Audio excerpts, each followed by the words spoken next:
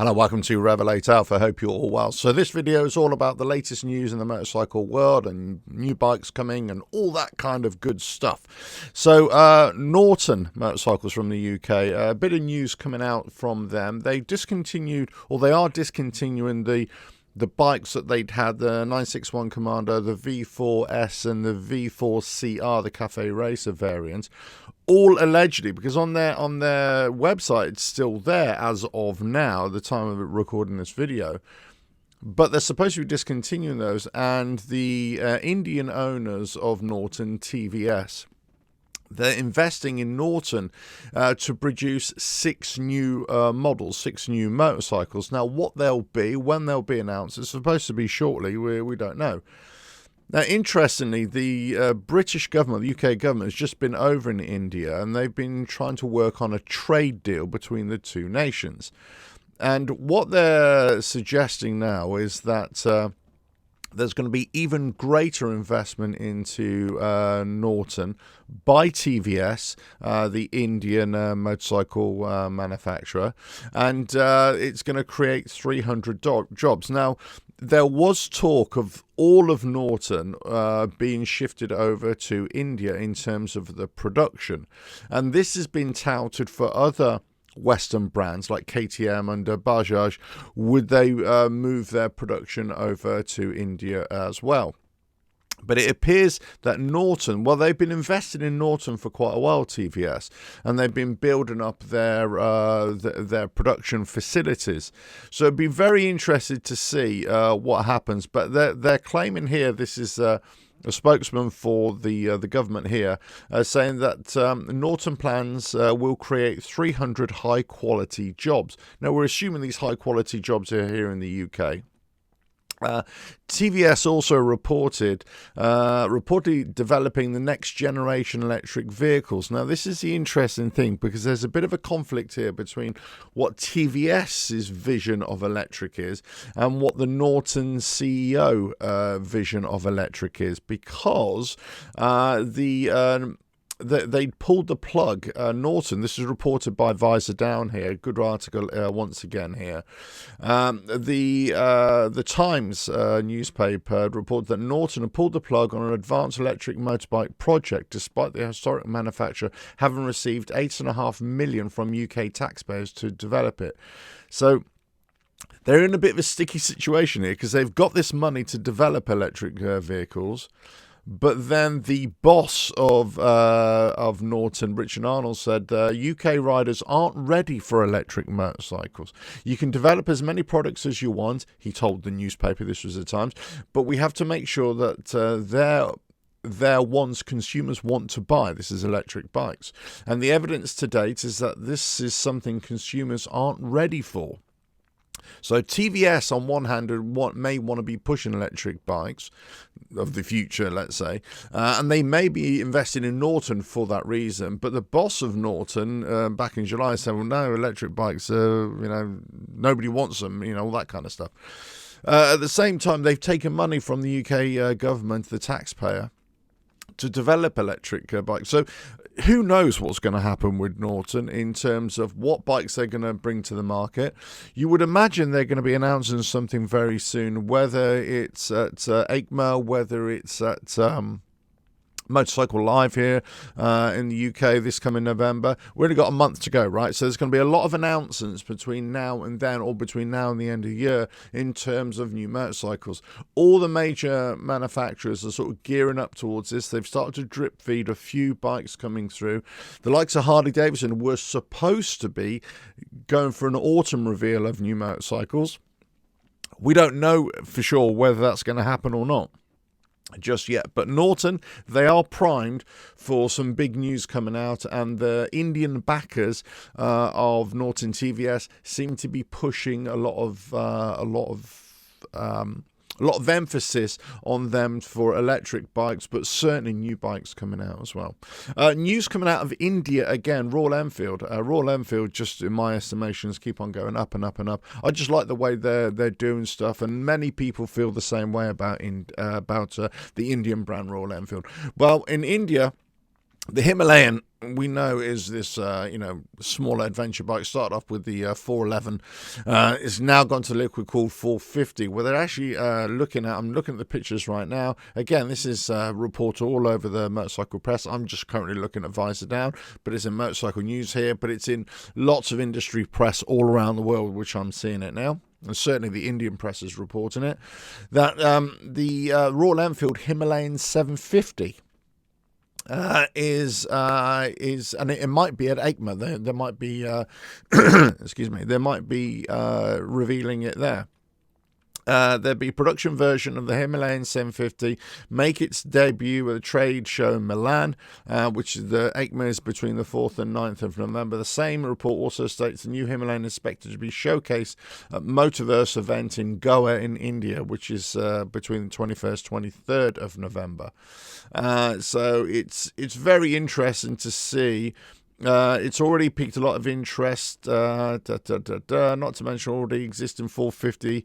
The new 750 is expected to be joined by the Himalayan E-Electric ADV sibling, although it's unclear where that might be. Yeah, because the Indian brand Royal Enfield have been talking about e-bikes and e-electric bikes for quite a while. Actually, a lot of the Indian motorcycle manufacturers have been talking about this for the last couple of years. They've also been talking about and producing hybrid bikes, also bikes running on alternative fuels as well. So there's a lot of innovation coming from that part of the world. But this Himalayan 750, I think it'll be great. It'll be great. Yeah, I know if you like that kind of thing. The styling seems to be very similar. Like basically they just uprated the engine, right? I'm sure they've uprated the suspension and everything like that. But essentially, from the looks point of view, it doesn't look too dissimilar from the 450. In fact, you could say that in terms of overall lines, there isn't a great deal of difference. Well, there is a difference between the original 411, 400, but it's much of a muchness, I would say. But interesting from Royal Enfield bringing out that. Yeah, very good.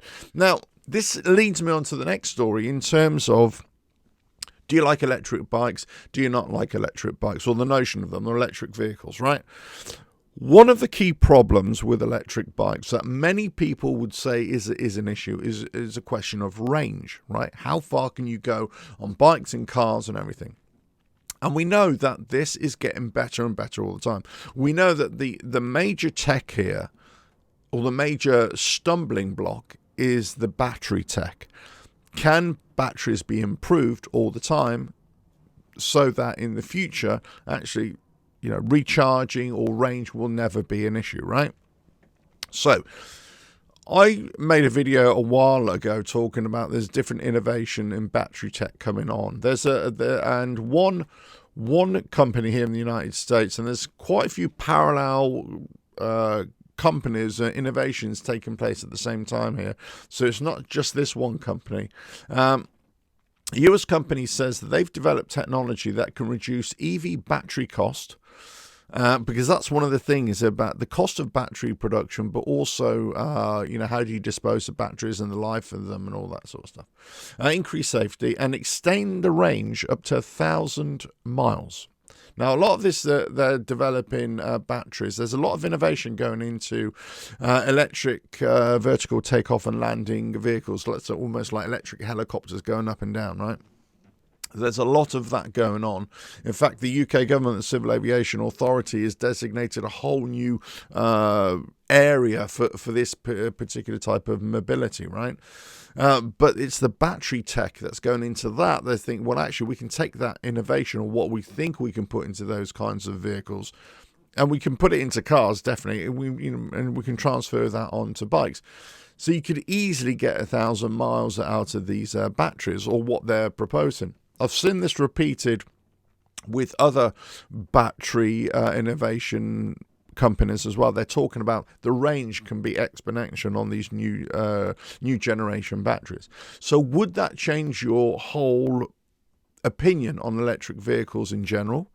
Because if you're already converted, if you're already an EV, lover, let's say, in terms of cars, in terms of motorcycles, then obviously, this is going to be fine for you, right? But if you're not, if you're dead against them, would this change your point of view? I think it would. I think in many ways, for many people, it would, because that would be the stumbling block for a lot of people to say, well, actually, I want to go on a tour. I want to go on a longer journey. I don't want to have to be concerned about having to charge it up every day and all that sort of stuff, especially when it comes to motorcycles, right? So they're thinking, I just don't want to use it just for city riding, urban ride. I actually want to go out on a ride. I want to go to the coast for a day. I want to have a long journey. I want to have quick refueling, that kind of thing. So this could be something great. So, watch your space in terms of electric vehicles, in terms of battery range, battery technology, which we know is evolving all the time. So that'll be interesting to consider that. Look, the next story here is quite interesting in terms of what do we think of the industry as a whole, motorcycle industry, motorcycle sales and everything. Two new dealerships have opened up here in the UK. There's a Ducati one and a BMW one. This has been reported in various press, and they're kind of bucking the trend of what many people believe has been happening with the motorcycle sales. It always goes up and down slightly, but overall it isn't a great business to be in many things. There's always a peak in the summer months, right? But then it certainly starts dropping off in autumn and into winter, of course. Then it starts building up again, regardless of where you are in the world. But overall, sales have come down. And think, well, actually, if they're closing down dealerships all over the place, but some places are reopening, then does this mean that they're going to be a success? Does this mean that they're going to be making lots of bike sales? What is the business model of these as well? So, we'll have to watch your space and see what happens. I think what we're seeing with the likes of Ducati and potentially BMW as well is that in some of their dealerships, they're migrating them back into car dealerships as well. So you've got cars and motorcycles, different parts of the showroom, let's say. Ducati have done that with Audi in certain places around Europe. The one here is purely just a motorcycle one. But it really depends. It really depends of how strong they believe their product is going forward. Some manufacturers are expanding. They're doing better and better. Other manufacturers are shrinking. There are dealerships that are closing as well. So Suzuki had a bit of an issue at one stage. Harley Davidson definitely. But then other manufacturers are increasing all the time, in terms of market share, in terms of dealerships. Indian motorcycles have opened loads of dealerships in the last couple of years. So here in the UK, I'm talking about. So it'd be very interesting to see what happens in the coming months, years, in terms of the motorcycle industry as a whole, which direction it goes, what sorts of motorcycles are going to be sold the most. And I always say, actually, the smaller motorcycles, they're the ones that are going to keep companies going. So if you don't have that in your arsenal, you're going to be facing tough times at some point. Another interesting relationship here with Indian manufacturer TVS, who are also working with BMW, I believe. They say they're going to make their own version of the BMW new F450 GS, which is coming out. I've said this repeatedly in terms of if Western companies, they not merge, but they have relationships with Indian motorcycle manufacturers or Chinese motorcycle manufacturers, those manufacturers over there will produce their own version of the same bike, essentially. We've seen it with Harley Davidson. We've seen it with Triumph. We've seen it with KTM. They all do it. They'll produce another bike that is very similar for, let's say a fraction of the price as well, or let's say 30% less or something like that. Because those bikes, let's say the KTMs, the Triumphs, the BMWs, might sell in India and China, for example. Depends if they are in those markets.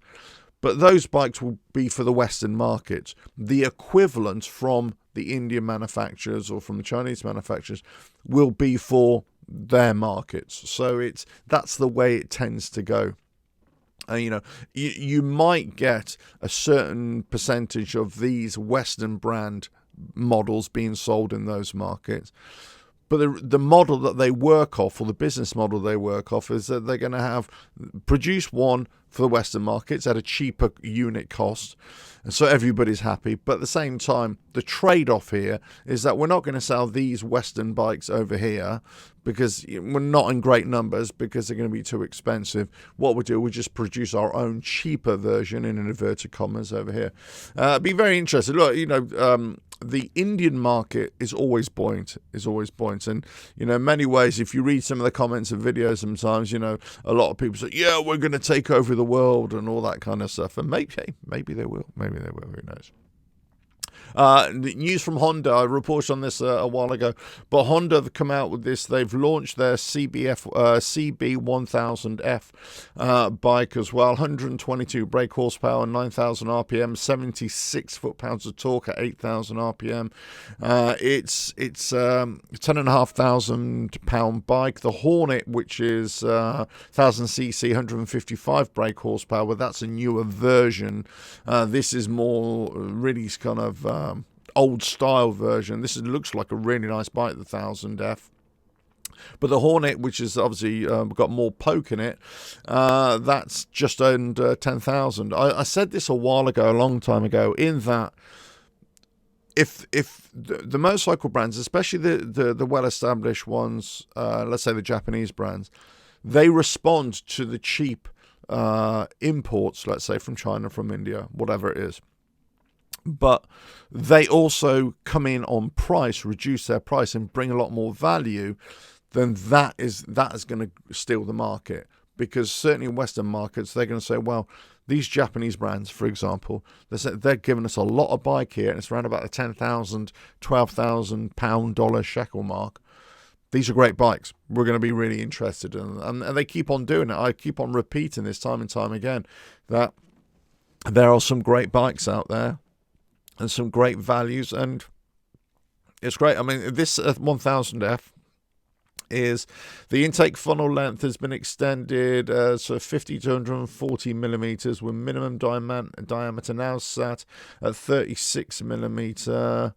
This is that's the camshafts, right? And the tuned intake specifications, that was. It's got a 4-to-1 exhaust. And it's got a 3-chamber megaphone style muffler. This is all reported from this report here. It's got 41mm Showa SFF BP upside down forks, were adjustable for spring preload and rebound compression damping. Yeah, okay, well, nice. At the rear, Showa shock that allows preload and rebound damping adjustability. 4-piston radial mount front brake calipers, 310mm floating disc at the front, 240mm disc at the back, and it's a Nissin single-piston caliper. It's got cast wheels with a 120/70 ZR17 at the rear, and 180/55 ZR17 front. I believe. So a 120/70 R17 at the front, and a 180/55 R17 at the rear. So 17-inch front and rear, right?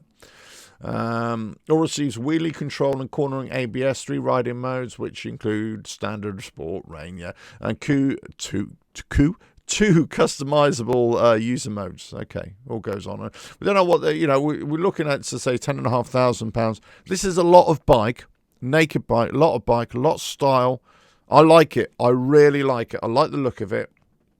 It kind of brings me back to my era of riding when I first got into bikes. When I was a young boy looking up and I saw these old bikes, and I thought, wow, you go into old showrooms here, dealerships here in the UK, you could smell the petrol, you could smell the oil, there were wooden floors, in some of these old places, and they were oil stained, and they were selling bikes.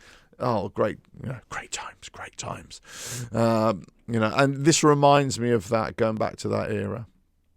But great. Listen, I wonder, in terms of how many bikes the Honda are going to sell this. What is their market share going to be? All sorts of stuff like that. I read a report this week about the sales in the United States and what's happening. I always think, and many people think, that Harley Davidson are the big player in the United States. And for the most part, they are, right, in certain quarters. I hadn't realised that they're not the biggest seller in the United States now. I always thought that they were, just marginally, because they've lost a lot of market share over the years. But they haven't. They've dropped off quite significantly. If we look at the United States for the first half of the year, and it's projected to be exactly the same, Kawasaki are the number one seller. And I think they've gone up to 20% of the market share. I think Harley Davidson are down to 18% of the share. They're looking at Kawasaki in the United States alone to reach nearly 70,000 sales. Honda are second, close behind. I think Honda, they're slightly behind. Because they've dropped their sales by 10.5%. Harley Davidson have dropped their sales by 21%. Indian have increased their sales by about 5%. So there's lots of different reasons for this, but obviously, Harley Davidson are losing a lot of sales, and we kind of know that. They're not selling the big motorcycles in numbers, regardless of, if you're going to defend the brand or not the brand. I'm just talking about numbers here. I'm just talking about facts. And what bikes are people buying? Now, the Kawasaki brands are the smaller brands, smaller models, 600cc, 650s, that kind of thing. Pretty much the same for the Hondas as well. Although Honda have got a bit more of a variety out there. Look, these bikes are great bikes. I've always said it. The Hondas, Kawasaki's. I'm a fan in terms of what they offer. But it seems as if that many people in the United States are looking at these brands and think, yeah, I'll have a bit of that. I'll buy these bikes cheaper. The younger people. It's always the same. What are the young big people buying, and who's going to take over the market? And it seems if the Kawasaki have had a massive surge in the last year or 2 years, going up 18% and taking over the sales. So look, this should be, if it isn't a wake up call for Harley Davidson in terms of their own domestic market, that they're being outsold by manufacturers from outside of the United States, regardless of what the tariffs are and everything like that. People are still going for those sorts of bikes because overall, regardless of what the tariffs are, they're still going to be a lot cheaper and possibly a lot more usable than other brands, especially if you're a young rider or a younger rider or somebody who just doesn't want to spend a lot of money.